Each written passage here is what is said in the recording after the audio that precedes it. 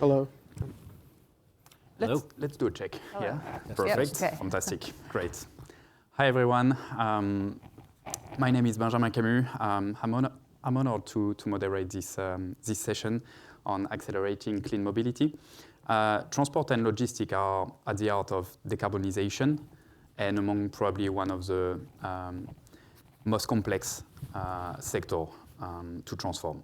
So today we are joined by Sarah Fidus-Jones from EcoEnergy, Andrew Miller from Infinium, and Supratim Das from Electric Hydrogen to explore how scalable SAF, hydrogen, and infrastructure are reshaping mobility to ensure real impact. So we will have 30 minutes discussion, and we will go through a Q&A question for the last 15 minutes, if it's fine for you. As we discussed already, I would like to start by exploring the foundation of these three main topics. So, Andrew, starting with you, can you just give us a high-level overview of SAF, different type of SAF, thinking about also certificates and physical? Yeah, certainly. Thank you, Ben. Sustainable aviation fuel can take a number of forms. Sustainable aviation fuel needs to be ASTM certified. Today, most of that is coming from the HEFA pathway,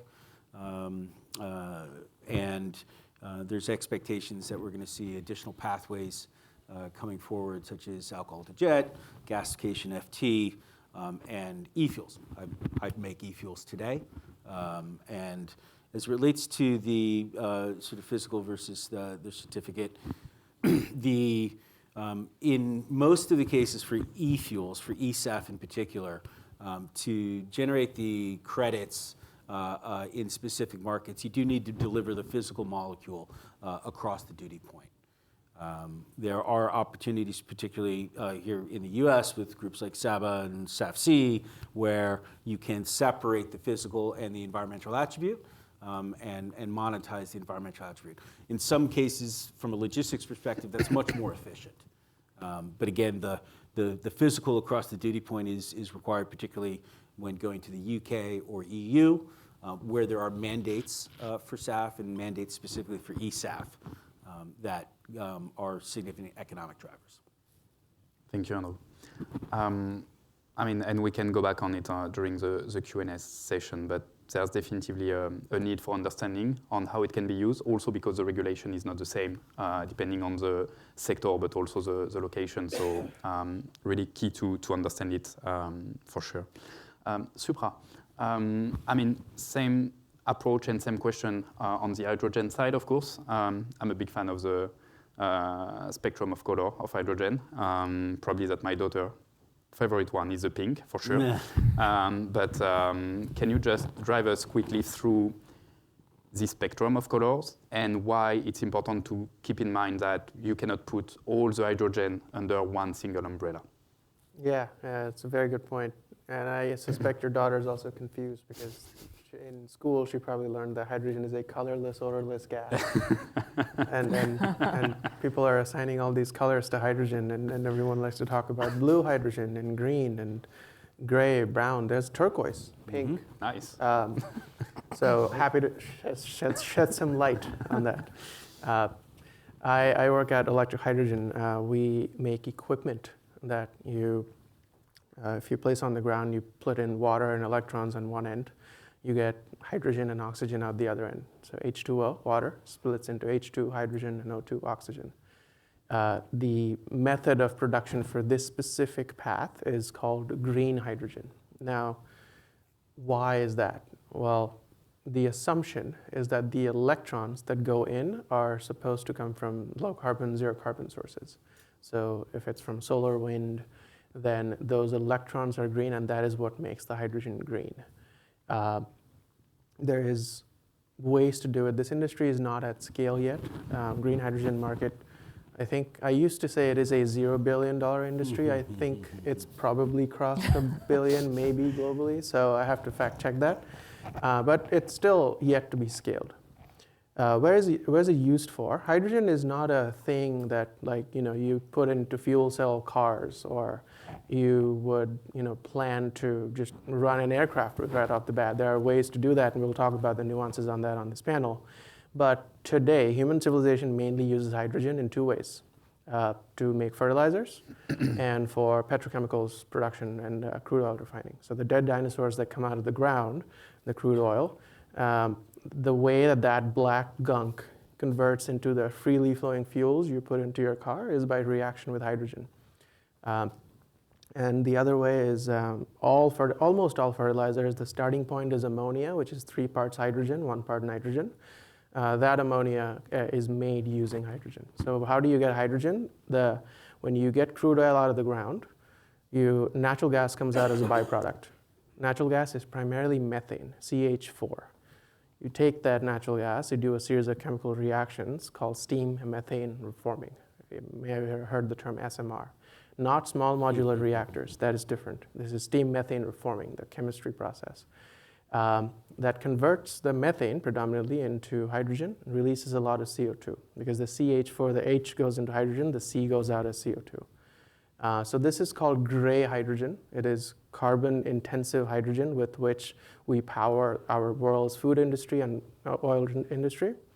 The idea is to move towards lower sources of hydrogen to do the same things and to move into mobility applications. That is a focus of this panel, both on ground and in air. You could do it in a couple of different ways. You could do what they call blue hydrogen, which is keep doing what you're doing, but the CO2 that comes out, put a thing that captures the carbon there. Then the hydrogen just changes color from gray to blue in terminology. It still is colorless or odorless. Or you could say, you know what, I don't want to put a Band-Aid solution. I want to go completely, truly zero carbon. Then you can go down the green hydrogen route that I described. And then green has a few specific categories based on if your electrons come from nuclear as opposed to solar wind. I think that's called pink hydrogen, but we don't need to focus on that. Gray, blue, and green are the 3 big buckets of hydrogen. Fantastic. Great, thank you very much. Sarah, when we think about all these different opportunities in terms of decarbonization, and if you can give us also a better understanding of what EcoEnergy is doing, what would be, from your perspective, the infrastructure upgrades that would be the most critical for reaching these different targets and put it at scale? Yeah, there's a lot of infrastructure advancements that need to be made to decarbonize mobility in the US and across the world. EcoEnergy in particular is a midstream energy company, mostly in the biofuels space, and we have developed a program recently, a platform for, like we were talking about, but like Andrew was saying before, like a SAF certificate, but for on-road transportation. So decoupling the attribute of the clean fuel from the physical fuel and selling it to the most advantaged market. And it's built off the same idea as a lot of the regulated markets that exist in the clean fuel space. So if you're familiar at all with the West Coast markets, the California Low Carbon Fuel Standard went into effect in around 2010, and when that went into place, there was pretty much just ethanol credits that were generated from that program there. And then over the course of the last 15 years, that fleet has, or that fuel pool has changed drastically. Now most of the fuel that's generating credits comes from renewable diesel, biodiesel, and EV credits, hydrogen credits, natural gas. So they've seen a huge diversification of the fuels that are being used in that market, and I think that's what we need to see across the United States and across the world, is see a much more diversified fuel pool away from petroleum diesel and petroleum gasoline. And in order to do that, we need to incentivize through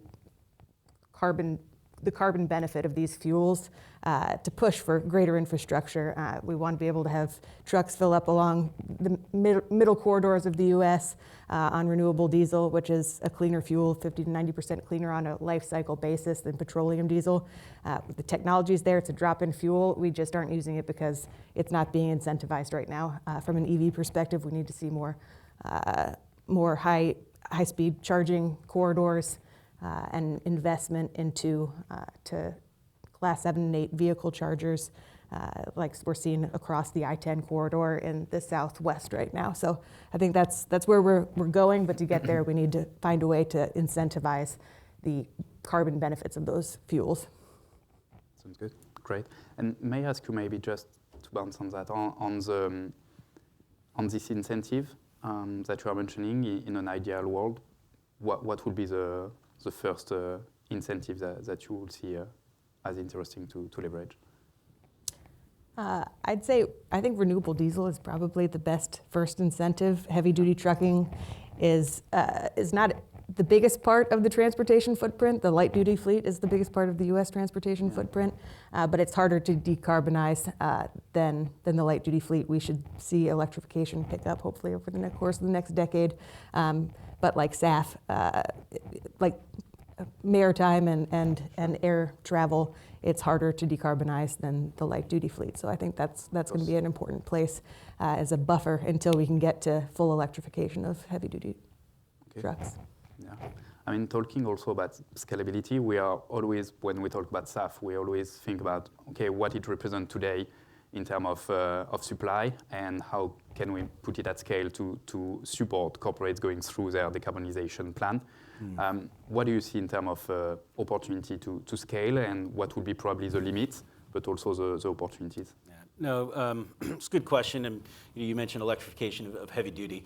We're not electrifying planes for commercial flights, particularly any sort of medium and long distance where the majority of the fuel burn is today. It's my own view is it's decades out. Hopefully we get there at some point, but there's some technical challenges there. So we need to decarbonize the fuel pool. SAF is the pathway to get there. And SAF in 2024, SAF usage grew by 94%. Since 2021, we've seen 156% CAGR growth in use of SAF. But it's starting from a very small base. There's been incentive programs, both here in the U.S. as well as rest of the world, that have looked to incentivize SAF production. Certainly some of the RD producers have looked at doing SAF and RD, and there's both sort of yield and economic challenges that without the right incentives they'll produce RD. And so I think that broader picture, stable policy is essential. We sell into the EU and UK markets where they have mandates and penalties if these fuels are not used. That helps us in our offtake discussions because entering into a long-term contract is a hedge against a future price exposure. That enables the right type of offtakes, that enables project financing. Now, from a scale perspective, there's a lot more that needs to be done. We're starting off at a small base. I think we need all of the above in terms of the various flavors of SAF. But this is still very much the early innings of the SAF lift. Okay. And very quickly on the various flavors of SAF, SAF can be bio-based or it can be e-SAF. Yep. And then that's where the hydrogen connection can come in because SAF, like any other fuel, is a hydrocarbon. The hydro is hydrogen and you need CO2 from somewhere. So if you combine hydrogen and CO2 and make sustainable aviation fuel that way, if the hydrogen comes from green hydrogen, that is from electrons, then the SAF is called e-SAF.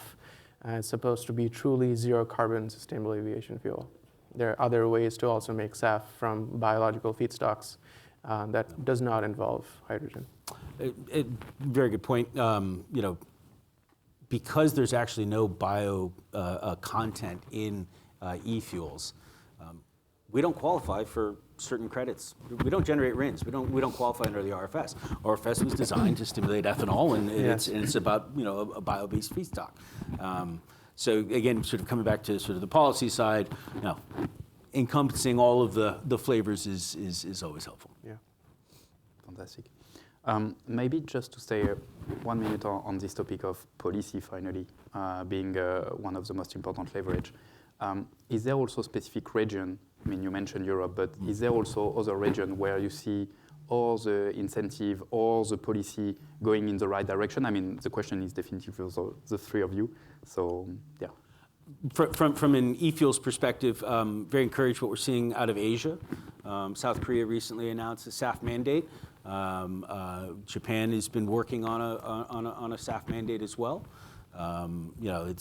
You really have sort of the two flavors in the U.S. It's sort of incentive driven, and in the EU it's really sort of penalty, carrot and stick type of approach. We've seen a lot of success in that penalty approach that enables the right type of behavior, enables the right type of offtakes. Sure. And in U.S. hydrogen, we have a direct production tax credit. That is the 45V production tax credit provision under the Inflation Reduction Act. That provides up to $3 for every kilogram of green hydrogen produced. Depending on the carbon footprint, it is a stepped to that $3. If you are truly green, then you'll get the full 3. If you're partially having carbon emissions at some point in the chain, then you'll get something less than 3.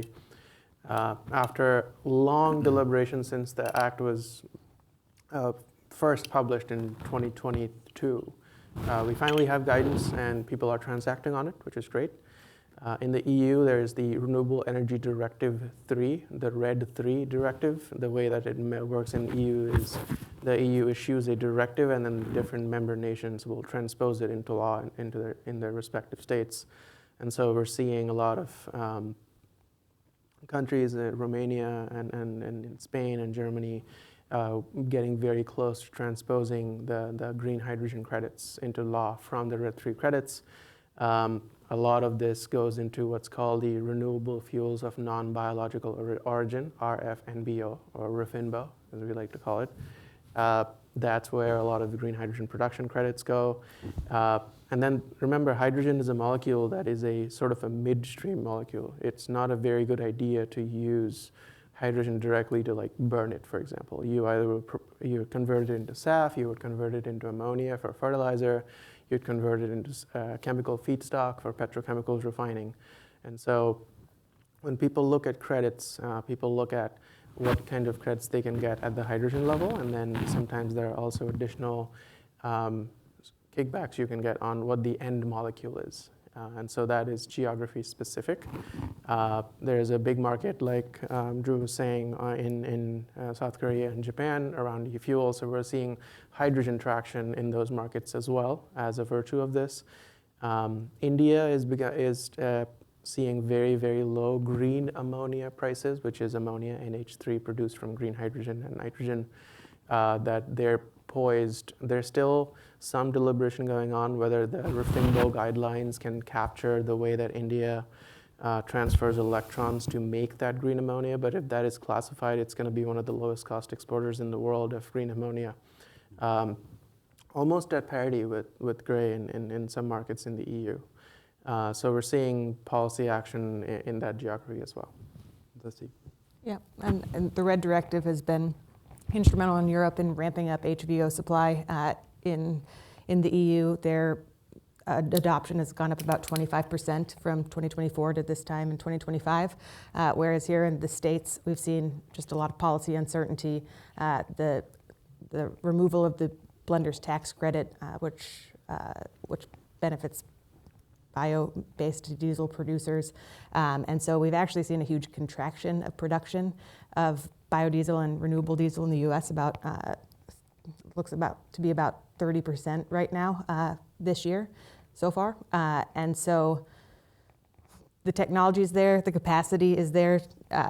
There's a lot of investment that was ready to move forward in the U.S. that's now coming back and coming offline because of some of the uncertainty in policy right now. And so you can see the difference in the way that these markets are developing in different countries because of these incentives. And I think that having a standardized MRV kind of across the spectrum that makes these programs a lot more understandable to countries, gives a solid idea about where credits and tax credits and LCFS credits and RINs can be stacked or where they can't be stacked, and some common denominators when it comes to emissions factors that are used or can be used for these fuels. I think it would be very beneficial. And there are efforts right now. The EU has sanctioned a program called the Clever Project to start looking at a lot of these programs. It's been underway for about a year and a half. And so we're moving in that direction, but we're still a ways off from the end goal. Great, thank you very much. Supra, on the green hydrogen, and if we refocus just a quick one on the transportation, why transportation can be a real good use case for green hydrogen? Yeah, that's a good question. I think, like I said, hydrogen is not an end molecule for the most part. It's a middle molecule. It is a very light gas. It's one of the first elements. It is the first element in the periodic table, which means if you want to put it in a tank or a pipe, it tends to leak because it's so light. And so whenever you get to transport hydrogen, costs go up. And when costs go up, the cost versus the original alternative and the economics no longer foots. No one wants to give you money to build that project. So typically, you will see green hydrogen projects consumed at the geographically close to the point of production. It's a lot easier to transport electrons over a wire than hydrogen through a pipe or a tank from a cost adder perspective. So now, when you tie it back to mobility, if you have to, let's say, have a centralized green hydrogen production hub and you want to power a car's fleet with it, you have to have an entire transport network underground to transport that hydrogen into pumps. Bad idea. There's few specific geographies in the world that actually have hydrogen-compatible pipes underneath the ground. London is one of them. Hong Kong is another. They actually have infrastructure because they used to power their buildings with something called town gas. I don't know how many people know about town gas, but that was a 50% blend of hydrogen, natural gas. And so they have the infrastructure to be able to just transport hydrogen to pumps. But otherwise, for most of the parts of the world, bad idea to put hydrogen in a pipe. So, okay, well, you can consume it on site to make a fuel, but then you have to either convert it into an industrial chemical, or if you're making eSAF, like we discussed, then it's easier to transport it as a liquid fuel inside of a truck as opposed to hydrogen. And then there's some move on the maritime side as well, where you can make ammonia and methanol as use cases for shipping. But that is also one CapEx challenged, hard to do. It's going to take some retrofit on the engines to be able to do it. And lastly, the International Maritime Organization has been putting some carrots in place to be able to move towards this, but it is a little bit of the longer term. One land application that I do see that might pan out, and this is a personal view, so I don't know if this is correct or not, is on heavy-duty trucking, because batteries, my background is in lithium-ion batteries from my past life. And I think batteries, once you scale them up beyond a certain size for duty truck, it gets to diminishing returns because you also have to transport the battery with you. And so for things that have regular routes for long-haul trucking, I think might pan out to be a decent enough application for hydrogen in the medium term. But I might be completely wrong on that, so please don't quote me. Sure. I think that rather than the Q&A, we will make a test after, just to make sure. Yeah, for sure. Maybe we see a lot of synergies between the different topics that you are raising. So is there any opportunities also through partnership to create some scalability or new opportunities for let's say, the clean mobility sector? Do you see any opportunities through this partnership approach? Well, Infinium's partnered with electric hydrogen to make e-fuels, so that's one step. Good use case. No, but look, I do think, I go back to sort of offtake, right? I mean, these are, airlines are not typically buying fuel 10 years in advance at a fixed price, right? This is not how their fuel purchasing organizations work. And so for us to be able to get airlines to sign up to fixed price or floor price type of contracts with term, takes some convincing, and it creates liabilities and considerations for those airlines. And so what you've seen are groups like Sustainable Aviation Buyers Alliance with the SAF-C credits, again, which separating out the fuel and the environmental attributes, which allows a JP Morgan to say, okay, I'm going to go decarbonize my investment bankers' travel by buying these certificates. And so there's organizations that are approaching it that way. And then I think just last week, several airlines got together with Breakthrough Energy Ventures and announced a SAF fund. I think initially capitalized with about 150 million of commitments. But again, this is ways to sort of share some of these risks and spread these risks through partnerships.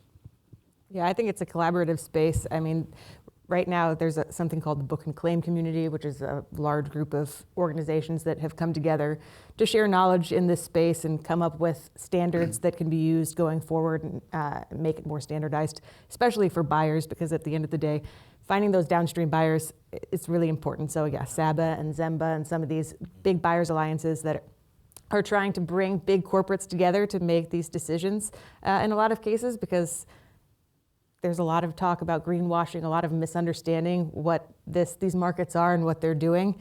And so nobody wants to necessarily take the first step without being hand in hand with somebody else. And so there is a lot of benefit to moving these newer nascent spaces forward through bringing the downstream together. Great. On the book and claim approach, maybe, I mean, for the three of you, but do you see also potential limits with the book and claim, thinking about these end user corporates finally just waiting for these certificates to be available and to finally limit their commitment and understanding also of the product by just purchasing this certificate, rather than thinking about, as we were mentioning, potentially in-setting or more concrete approach? Yeah, so I'm on the road community of the book and claim, larger book and claim community. And one of the things we talk about a lot, especially in US markets, a little bit different in Europe, because the population centers are much closer together. And so making like RD available at gas stations is much more, it's a smaller hurdle to overcome than trying to develop the infrastructure or do direct sell for fleets in the US when you're trying to fuel heavy duty trucks across the middle of the heartland of the US. And so we talk about the gas station problem. And so I think there is this question, well, we shouldn't really be spending money on credits when we should be investing into our actual operations. But that's just not possible right now. Like, the infrastructure doesn't exist in the US. The only way to perpetuate these fuels, to grow the fuels, show demand, is to use a book and claim type system, a lot like RECs have done for the electricity markets over the course of several decades. You have to start somewhere, and in order to get to a point where you can fuel your trucks with pure RD, you have to make that available. And so book and claim is I think probably, I mean, a national LCFS program would be awesome, but I don't think we're headed that direction anytime soon. And so a voluntary book and claim program is a really strong solution to move the market. And ideally, there's enough momentum and scale that's built up through that, where you wind up making that transition to maybe some other platform a little bit more feasible. Yeah, absolutely. Sure, fantastic. We are maybe ready for the Q&A session. Happy to get your question.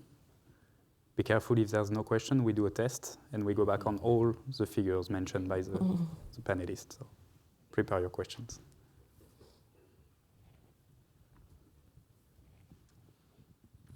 So last year we had a rep from United Airlines here saying they were no longer going to be in the carbon market because they were going to focus on SAF.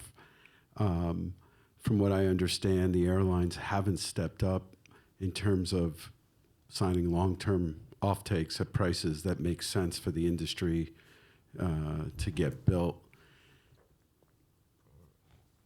If the airlines were to do so, what's the scale in terms of how quickly the industry could ramp, and is there enough supply to meet the demand for it? So let me say that you see a very different SAF purchase profile in the U.S. Than you do in the EU and the UK, where again you have these mandates and the penalties, and the structures are there to, I think, properly incentivize it. I believe last year IAG bought more SAF than all American airlines combined, and so your question about scale and ramp. Right, there is always that sort of chicken and the egg. You need to have the demand to incentivize the building of new facilities. The mandates in the EU and the UK, at least as it relates to e-fuels and e-SAF, they really only start up in 29 and 30, and they start off at a very small, below 1% level of the overall fuel pool, and then they're expected to grow over time. So I think there is an ability with the right offtake, particularly for e-fuels, to provide the supply as these mandates grow over time. It will take about 5 years from start to actual first production. These are large capital projects, and they require a lot of engineering and design and commercial structuring. But with the right incentive and the right signals, the capital is there. Infinium is fortunate. We have a $1 billion plus commitment from Brookfield Infrastructure Partners. Why are they doing that? They're an infrastructure investor. We're able to lock in long-term power costs, long-term CO2 costs, and long-term offtakes. From a financial engineering approach, that works. And so I think the capital pool is there with the offtake depth. And just a brief to add there, United Airlines is an investor in electric hydrogen as well. So I asked them this question directly. I had the opportunity to, and I figured, why not? And so like, hey, what are you guys doing about your SAF program? And I think it's both a supply uncertainty coupled with long-term uncertainty in pricing that is leading to slow growth. But these projects are real. We're putting steel on the ground with Infinium right now in Pecos, Texas. And that is contracted offtake for eSAF production with the IAG, like Drew mentioned. And that's going to be actual fuel molecules going into a plane. And so it's still CapEx challenged. It's going to be CapEx challenged until we get these few reps in of doing the first projects. We've been fortunate to have partners like Brookfield and HSBC and others who see value in this and who've been able to make the economics work because Infinium has done the work to get certainty of offtake contracts, certainty on CO2 pricing, like Drew was saying, to be able to make the IRRs work. But there's always going to be some learning of like, we're going to build this thing, and then the next time we're going to realize, oh, we could have built this for like 20% cheaper, and we're going to get smarter next time. And as that supply certainty materializes, I think we're going to see a lot of SAF offtake, especially in the EU for the SAF mandates and going into effect, but also in the US. Great.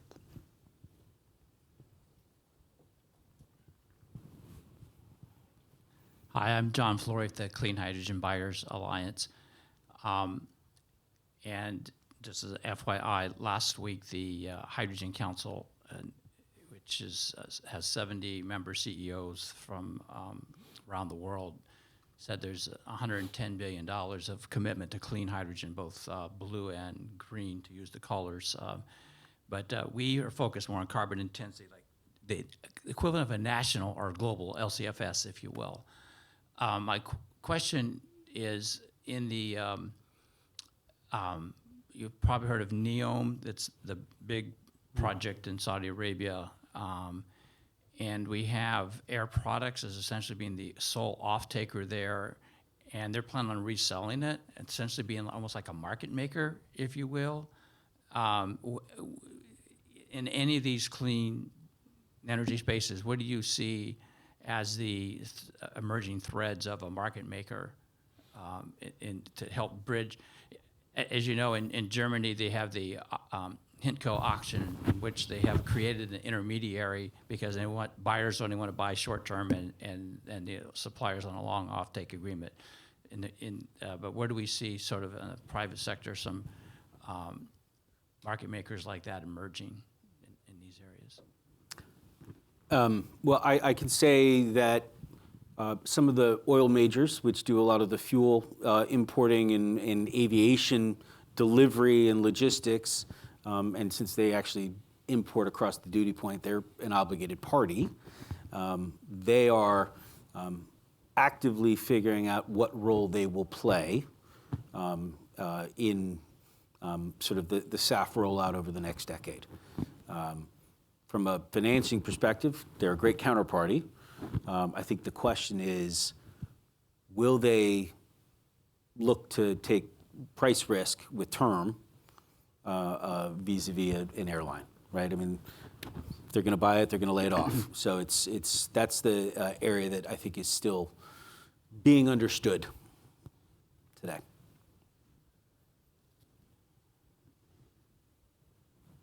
Thank you. Any other question? Ready for the test? It's all good? Perfect. Great. I mean, anything you want to add before we wrap up?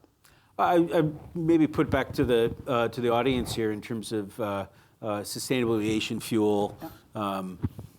What experience have you had buying an airline ticket and having the opportunity to check that box and pay a few dollars more to decarbonize your platform? The advertisements in the on the walkway, right? I mean, I'm curious from somebody who sort of is in the weeds, what familiarity you have. I was just trying to do the calculation, so I flew from Australia to fly America and then back.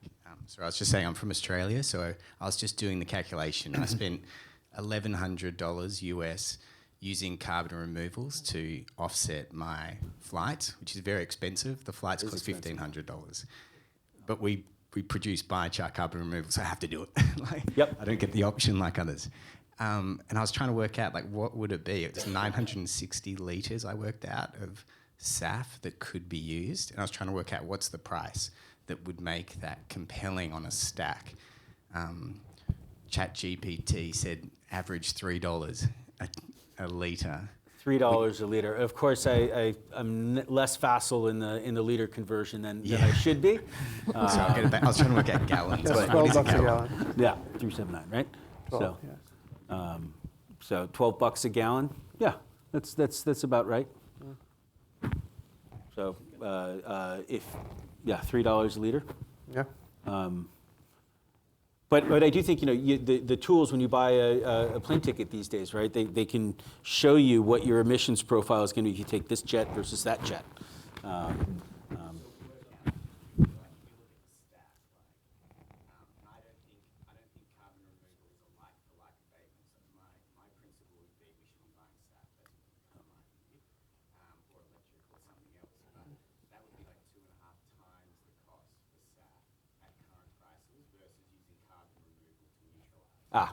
Sorry. Yep. And I think most airlines that I speak to, like, they have a sort of a full quiver approach, right? They do intend, and for some time, that they will be combining sort of carbon removals with SAF, and again, as the market develops and prices change, they can sort of modify their strategies. But I think ultimately what the question you ask comes down to is cost of carbon abatement, right? And that's a metric that investors and smart folks will constantly go back to. Then you go to the sort of, well, do you need to incentivize some of these technologies and pathways and pay a little bit more in the early years so that they can come down the curve? Yeah, so from an e-fuels perspective, right? And again, sort of, I'll take e-fuels because I've been in the other liquid fuels markets where feedstock prices are variable and very difficult to contract long term. What's your UCO price going to be in 4 years? I do think there's a path, across a couple different areas, right? I know we speak about sort of electrolysis costs and so on. The primary driver for an e-fuels, the primary cost input is power. Well, data centers have made power buying a little bit pesky these days. But in some markets, where you can go build very low-cost renewable power, there's a path to reducing the cost of SAF significantly. And probably that keeping the end user perspective, it was also what we were mentioning on the fact that, and this is also the question around the book and claim, but the fact that SAF is also probably the unique opportunity today to decarbonize properly and to go on the emission reduction side. So when we put also the carbon removal into, and if we stick with the different certification for achieving the different net zero goals, etc., there's also two different pathways possible for using SAF in terms of decarbonization as a corporate, and stick also with the removals for the 10% left emissions that they have to offset through carbon credit. So it was also the question on the fact that at some point the certificate cannot be just the only target. It's definitively the tool to understand how it works, to be able to make it happen. But then the fact that through insetting you can leverage the SAF as a proper decarbonization tool is finally crucial for the future. Yeah. Since we have a couple of minutes, let me also frame this as like this is a cost problem. Like, the stuff we make is more expensive than the stuff that exists today. Be it SAF, be it hydrogen, you can think about it like a box where you have electrons going in, and then either CO2 for SAF going in or water for hydrogen going in, and then you get either fuel coming out the other end or hydrogen or oxygen or whatever. So the way you reduce the cost of the end product is two ways. Is reduce the cost of the box, and that's the technological innovation part that has, you can make more efficient stuff, you can do more efficient development, you can have more clearer scope, better engineering. And then you can have low-cost electrons, that's the input to this box. That's where Drew was talking about low-cost power.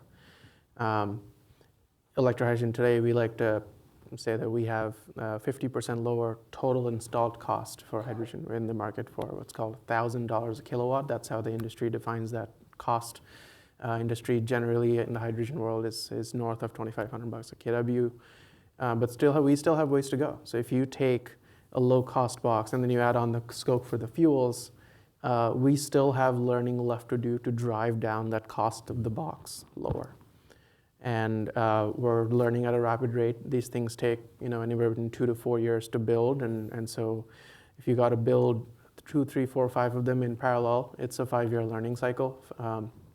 And so you take that innovation, and then you pair it with deep penetration of renewables, low-cost renewables, and we're not competing for power with the data centers. We can work with flexible power. Data centers need firm power all the time. That's a different pool of electrons that go into data centers. You take low-cost renewables with a very, very tightly engineered scope, you're looking at fossil parity molecules.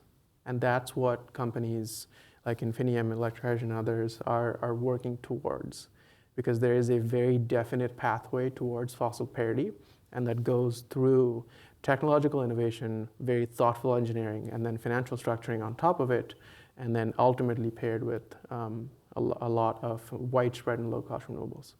I think like investing in the clean fuel space is a spectrum, because as you invest in, say, ethanol, it's kind of like the OG renewable transportation fuel, and it doesn't have the greatest reputation, but if you invest into ethanol right now, you're going to invest in low CI of ethanol. So we really want to see cost driven down for ethanol, or CI driven down for ethanol through sequestration, more use of solar and wind in production processes. If that can happen, then there's a much larger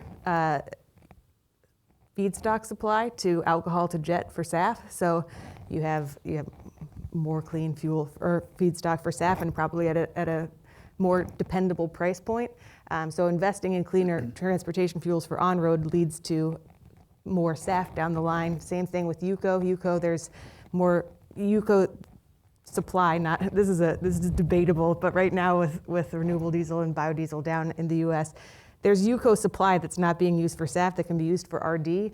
That, as heavy-duty trucking comes through from an EV perspective can move into the SAF market. So, I mean, it's taking the feedstock, decarbonizing that feedstock that can then be moved into the next iteration, the next generation of fuel. And so I think it's important to look at it as a spectrum. That's great. Perfect. Andrew's question 10 minutes ago. I came here on Alaska Airlines, and they give it 3 choices of blends of SAF in the fuel mix, and so you can choose how much you want to pay for, which I think is good, from like 2 to 10%, and so it doesn't bust your butt. You can choose whatever you want. You don't have to pay 100% like our friend did from across the pond. Yeah. No, and I know many of the airlines have programs like this where they offer you selections and so on. And you know, candidly, I think the feedback I've heard is that the sort of consumer uptake hasn't been great. So, and certainly pay an extra $10 for the flight to London on your $1,000 ticket, for SAF usage is, a piece of the SAF cost. It's not entirely decarbonizing, like buying a full credit. Great. Thank you very much, Sarah. Thank you, Andrew. Thank you, Supra. Thank you very much for your attention too. It's time to enjoy the lunch break. Have a great New York Climate Week, and feel free to reach out to our panelists. Thank you very much. Thank you, guys. Thank you.